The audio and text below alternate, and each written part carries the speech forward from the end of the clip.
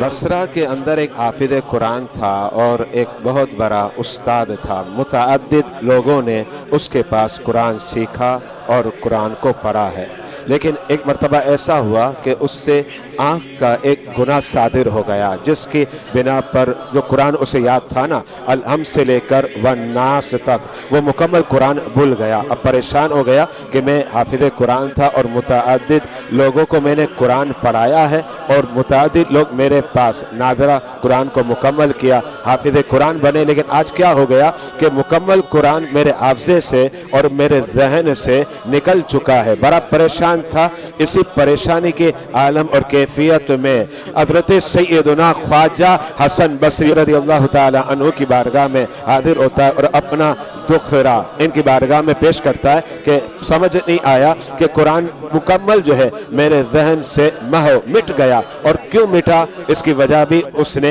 हज़रत सैयदना ख्वाजा हसन बसरी की बारगाह में पेश कर दी और कहता है मैं तौबा करता हूँ और अल्लाह की बारगाह में रुजू करता हूँ, अब काश के कुरान फिर से मेरे जहन में आ जाए, मेरे हाफ़ज़े में फिर से महफूज हो जाए। आप दुआ कीजिए। हज़रत सैयदना ख्वाजा हसन बसरी रज़ियल्लाहु ताला अन्हु ने उनको कहा कि जनाब आप जाएं मीना में और वहाँ की जो मस्जिद है, मस्जिद खैफ, उस मस्जिद खैफ में जाएं और वहाँ देखिएगा एक शख्स होगा और वो बुजुर्ग शख्स हैं, उनके इर्द गिर्द लोग भी होंगे। जैसे लोग वहाँ से रुखसत हो जाए तो तुम उनके पास जाकर अपने लिए दुआ करवाना, इंशाअल्लाह उनकी दुआ की बरकत से जो कुरान तुम्हारे जहन से मिट गया था वो फिर से महफूज हो जाएगा। और यहाँ ये बात ध्यान में रखिएगा कि मस्जिद खैफ जो मीना में आबाद है और कायम है, एक बहुत बड़ी मस्जिद है। उजाज कराम वहाँ जाते हैं, नमाजें भी अदा फरमाते हैं।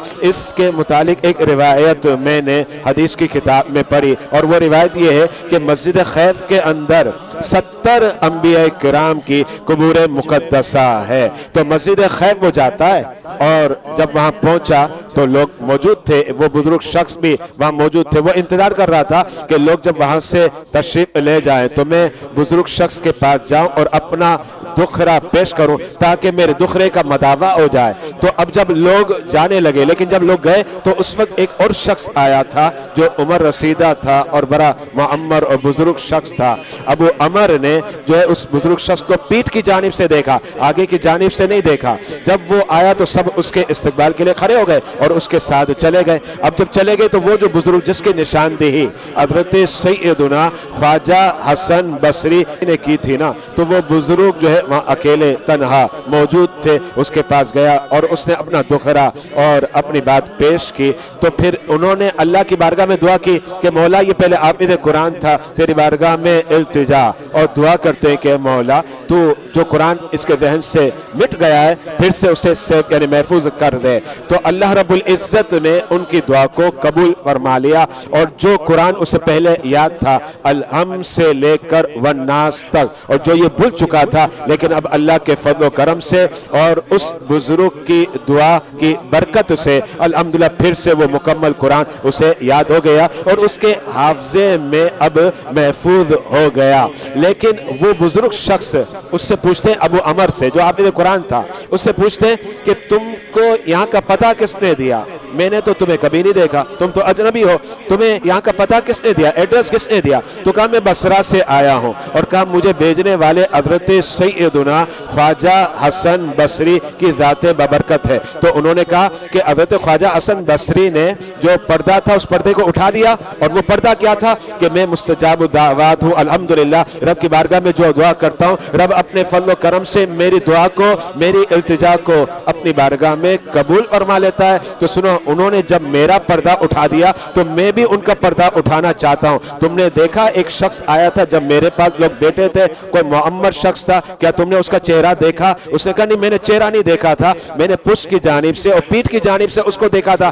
तो उन बुजुर्ग ने कहा कि जनाब वही तो थे हज़रत सैयदना ख्वाजा हसन बसरी। और याद रखना हज़रत ख्वाजा हसन बसरी ज़ोहर की नमाज बसरा में पढ़ाते हैं, असर की नमाज भी बसरा में पढ़ाते हैं, लेकिन ज़ोहर के बाद جو ہے وہ مینا تشریف لاتے ہیں، مقام خیف جو یہ مسجد ہے اس مسجد میں تشریف لاتے ہیں اور یہاں تبلیغ کرتے ہیں، یعنی یہ ہے ان کا مقام اور رتبہ۔